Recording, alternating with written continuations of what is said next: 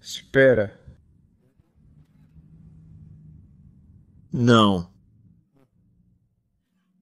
Que momento bom esse. O sacrifício de um youtuber.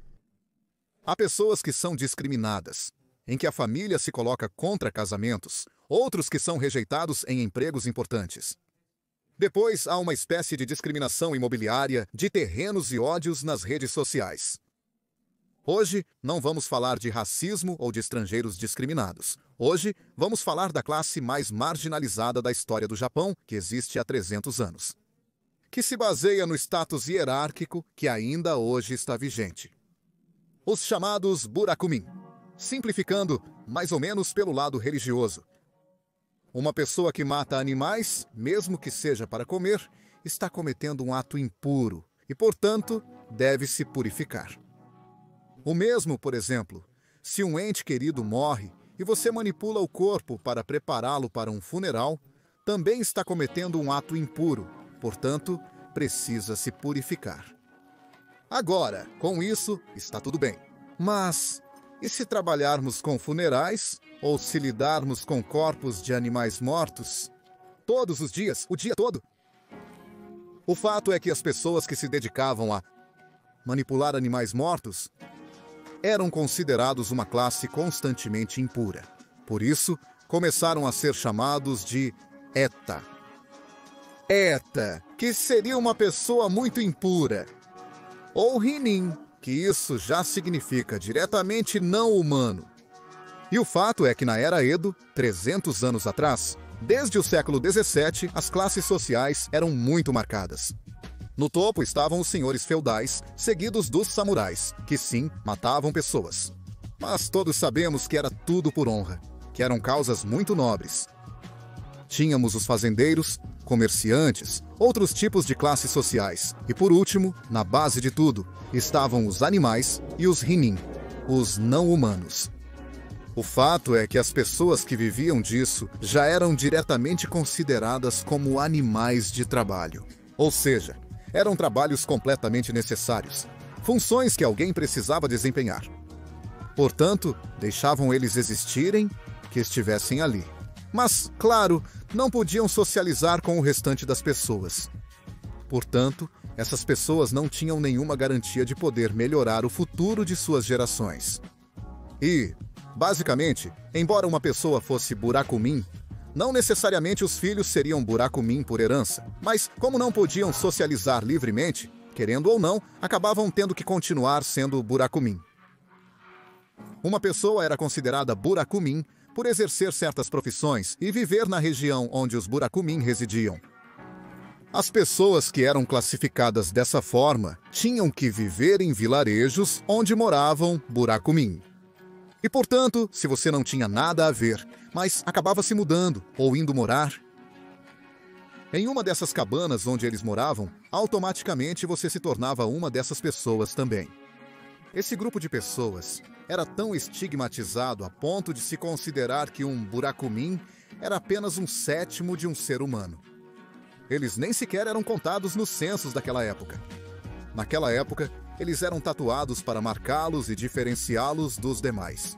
Porque, claro, eles eram japoneses como qualquer outro. À primeira vista não eram reconhecíveis, exceto se fossem tatuados. Aliás, naquela época, as pessoas que tinham tatuagens carregavam certas marcas específicas que os criminosos tinham. E dependendo do crime que cometeram, havia um tipo específico de desenho de tatuagem. De certa forma, os criminosos eram reinseridos na sociedade como buraku. Então, não eram apenas pessoas impuras, não humanas, mas também havia criminosos entre eles.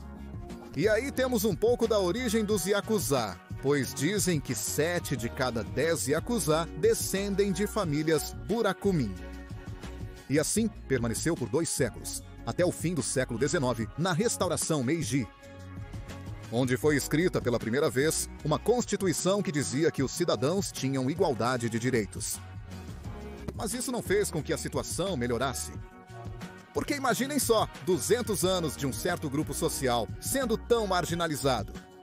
Como fazer com que as pessoas parem de ver os burakumin como eles supostamente eram? Então foi aí que a população começou a trabalhar. buscando métodos para poder distingui-los. Por exemplo, escreveram livros com listas de sobrenomes comuns entre os Burakumin. Porque, claro, de alguma forma era preciso separá-los do resto das pessoas normais. Assim, os Burakumin não tiveram outra escolha a não ser permanecer na indústria de curtimento. Isso é um cachorro? Sim!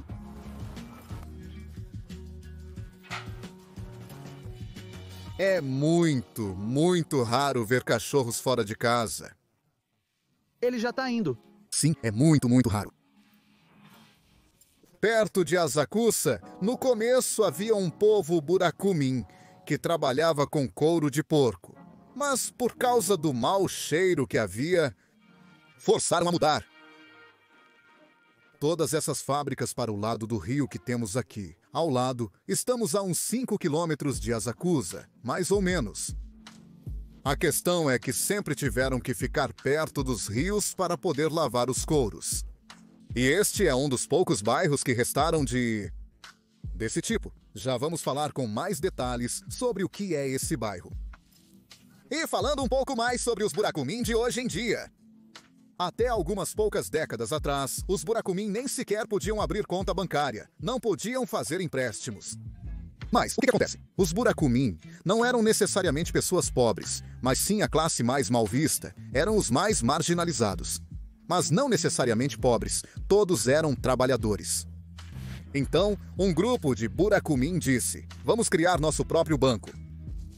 E portanto, se alguém era de certo sobrenome e morador de certos bairros, tinha que recorrer a esses bancos, que supostamente eram adequados para todos. O governo tomou muitas medidas, e hoje em dia os Burakumin podem abrir conta bancária normal e podem fazer empréstimos. Mas só a partir de mais ou menos 2002. Ou seja, não faz muito tempo que isso aconteceu. E por outro lado, essas pessoas às vezes vivem em áreas bastante afastadas das cidades e moram no que se chama de Barakugoya, que é um termo para barracos. Porque, claro, se você encontrar imagens de onde vivem antigos Burakumin, são casas bem feias, em áreas onde ninguém quer morar. E além disso, muitos deles basicamente invadiram o terreno. Ou seja, construíram uma casa e não têm os documentos legais da propriedade. Em Kyoto, por exemplo, havia um bairro relativamente grande, que agora já está quase todo vazio. E o governo meio que colocou as mãos na massa para desfazer esse bairro, para tirar o estigma dessa área e das pessoas que moram lá. E aos poucos estão removendo as pessoas, mas ajudando elas a se mudarem para outros lugares. Pelo menos ali, deixar que fiquem concentrados, ou seja, obrigá-los a levar uma vida melhor. Alguém pode pensar que removê-los é sinônimo de jogar eles na rua, mas não é assim, e sim obrigá-los a se desestigmatizarem. Existem exemplos de entrevistas com pessoas adultas hoje em dia que são ou eram Burakumin. E contam que, quando eram crianças, não convidavam amigos da escola para casa porque não queriam mostrar onde moravam. Ou, se pegavam o ônibus, desciam em alguns pontos antes para não descerem no próprio bairro, que era considerado bairro Buraku. E portanto, bom, agora, hoje em dia, esse bairro de Kyoto está quase vazio. Restam basicamente ruínas do que eram as antigas casas. Esse grupo de pessoas representaria os Burakumin que jamais conquistaram algo em suas vidas. Mas claro, existe o lado das pessoas que estão um pouco melhores. Agora mesmo estamos em Higashisumida, que é um bairro, um pequeno distrito industrial, onde está cheio de pequenas fábricas, onde, como eu disse, há muitas pequenas fábricas de curtidores que trabalham com couro de porco. E mais, depois da Primeira Guerra Mundial, o Japão foi... Este bairro era um dos principais distribuidores de peles de porco. E houve uma época em que eles iam muito bem, mas desde os anos 80 a indústria entrou em declínio. E, bom, restaram apenas algumas fábricas. Mas mesmo assim, bom, não são necessariamente pessoas de classe baixa. só vivem em um bairro um pouco feio, por assim se dizer. Afinal, estamos em um bairro bem econômico. Eu, que estou, por exemplo, procurando preços de casas por esta região, os apartamentos e casas são bastante baratos, por sinal. O fato é que é uma região de uma indústria pouco popular. E tem muita gente que parece que compra propriedades ou se muda para esse bairro sem ter ideia da história que esse lugar tem.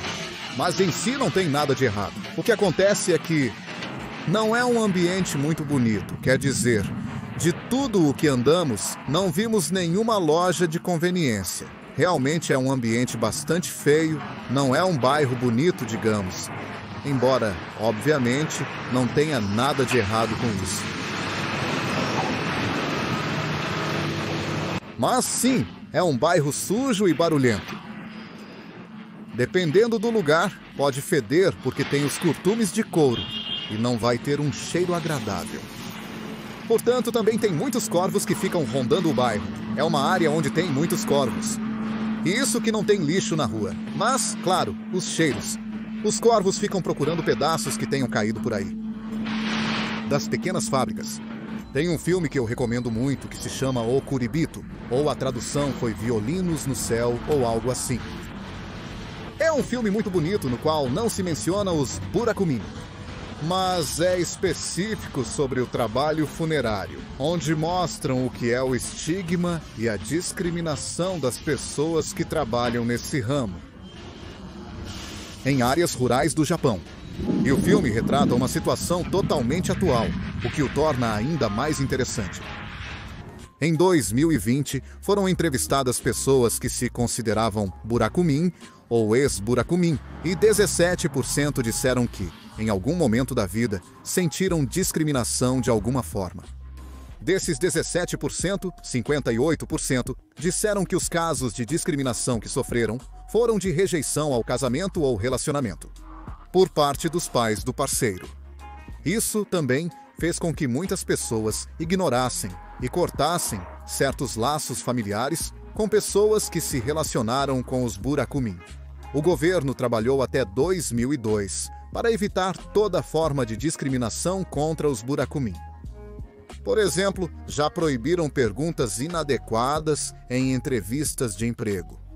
Ou também, não são tantas as empresas que prestam tanta atenção nisso, na origem da pessoa com esse sobrenome. Hoje em dia existem tantos sobrenomes buracumim que procurar pelo sobrenome é algo bastante complicado. O controle do ódio pelas redes sociais também é algo um pouco complicado de controlar. E atualmente se diz que há pelo menos 100 casos de discriminação buracu no país por ano. Bom, não é tanto, mas existe. Bom, espero que vocês tenham aprendido algo novo hoje. Nos vemos na próxima. Um abraço para você, sua família, seu pet e pro chato do seu vizinho. Tchau!